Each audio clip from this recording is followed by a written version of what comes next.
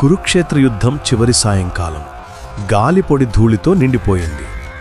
సైన్యాలు నేలపై పడిపోయాయి.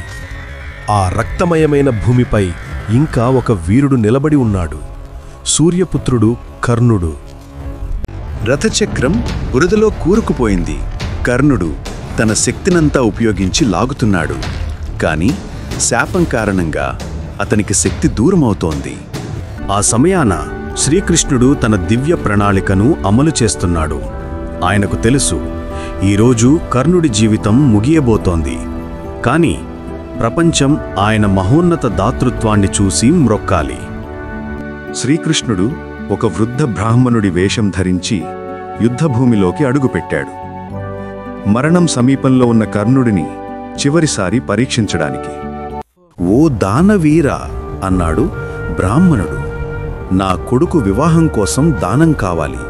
నీవు జీవితం చివరలో ఉన్న నీ దానం నా కడుపుని నింపగలదు.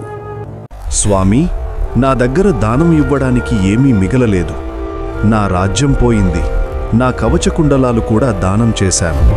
కాని నా ధర్మం మాత్రం నా వెంట ఉంది అన్నాడు కర్ణుడు. బ్రాహ్మణుడు నవ్వుతూ అన్నాడు, నీ దేహంలో ఇంకా బంగారం ఉంది రాజా, దానిని కూడా దానం చేయగలవా?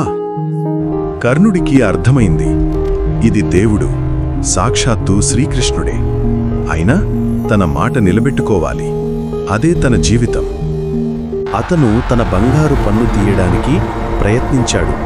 కాని అది రాకపోవడంతో అర్జునుని వైపు తిరిగి, అర్జున, నీ బాణం మొనతో దానిని తీసి ఇవ్వు అన్నాడు.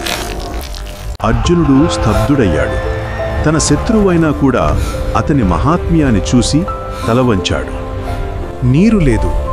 కాని కర్ణుడు తన దేహాన్ని మళ్లీ గుచ్చి రక్తంతో ఆ పన్నును శుభ్రం చేశాడు. ఇదిగో స్వామి, శుభ్రమైన దానం. ఆ వృద్ధుడు క్షణంలో దివ్యరూపం ధరించాడు. ఆకాశంలో వెలుగు విరిసింది. కర్ణ, నీ దానం అమృతం లాంటిది అని అన్నాడు శ్రీకృష్ణుడు. కృష్ణ, నాకింకా ఒక వరం కావాలి. మరో జన్మ ఉంటే మళ్లీ దానం చేయగల హృదయం నా వద్ద ఉండాలి. కర్ణుడు ప్రాణం విడిచాడు. కాని తన దానం అమరత్వం పొందింది. యుద్ధంలో ఓడినా ధర్మంలో గెలిచాడు. కర్ణుడు మనకు నేర్పింది, మనం ఏ స్థితిలో ఉన్నా మన ధర్మం నిలబెట్టుకోవడం జీవితం యొక్క నిజమైన విజయం. కథ నచ్చిందా? నచ్చితే ఒక లైక్ చేయండి. మరిన్ని కథల కోసం సిరిచిట్టి లోకం ఛానల్ను చూస్తూ ఉండండి. సిరిచిట్టి లోకం కిడ్స్ ఛానల్.